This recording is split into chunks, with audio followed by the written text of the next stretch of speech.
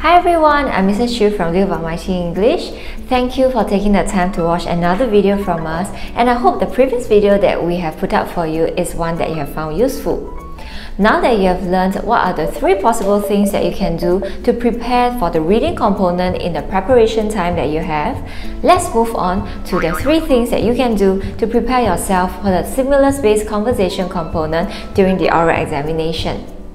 The sample that we're going to use today is based on the SG50 practice that we've come up with last year, and it can be found from our website at liveaboutmyenglish.com. Over there, you'll be able to find the questions and complete model answers so that you can actually carry out the practice at home, and I hope that you will find that to be very helpful for yourself as well. So without further ado, let's get started on today's tips.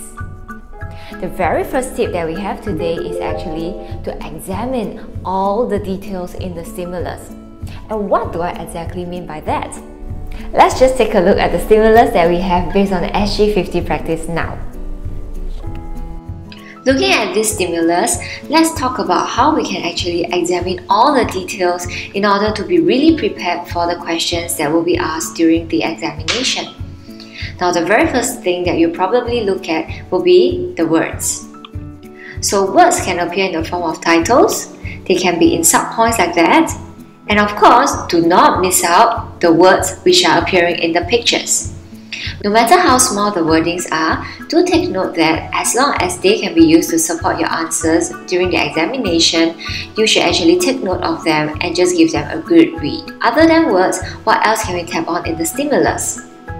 If you're thinking of pictures, you're absolutely right. So pictures like what we see over here, whether they are the booklet or tiny items such as the candy and the eraser, or even the cards. No matter how small the picture may be in the stimulus, you may just wish to make sure that you take a good look at them, because as we mentioned, similar to the wordings, as long as they can be used for you to support your answer during the examination, we should not have neglected them. The bottom line of this is really to take note of all the details, whether they are words or they are pictures. As long as they can be used to support your answer, we should definitely make sure that we have paid attention to them. I hope you get a clear idea of what it means to examine all the details in the stimulus. Now let's move on to the second tip, and that is to come up with the first question and also the possible answer. As we know, the first question is usually directly linked to the stimulus. And what that means is, based on the picture, you can actually make quite a reasonable guess on what that question might be. So the 2 possible types of question could be, number 1, a choice question where you'll be asked to choose based on the picture that is given. An example of that could be, would you like to attend this event? Why or why not? Another possible question could be, which of these items would you choose? Why or why not? Remember, there's always that portion of explaining your choice that follows. One more type of question that can be touched on rather than the choice question for the first question is actually the function type of question. So for instance, if the picture shows you 3 different recycling bins, a possible question that they may ask is actually, what do you think these bins are used for? And hence, they're actually asking you for the function and the purpose of these bins. Great!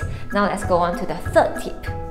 You've examined all the details, you have thought of the first question and also the possible answer, and you still have that little bit of time left.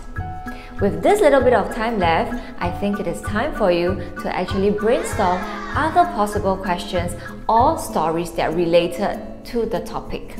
Now, why do I say topic? The first question is directly linked, but for the second and third questions, they will actually be broadly linked to the picture.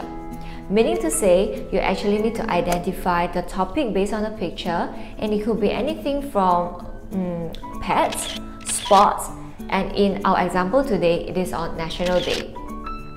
So other questions that they can possibly ask you, they are just related to this topic could be, have you ever celebrated National Day with your family? Tell me more about it.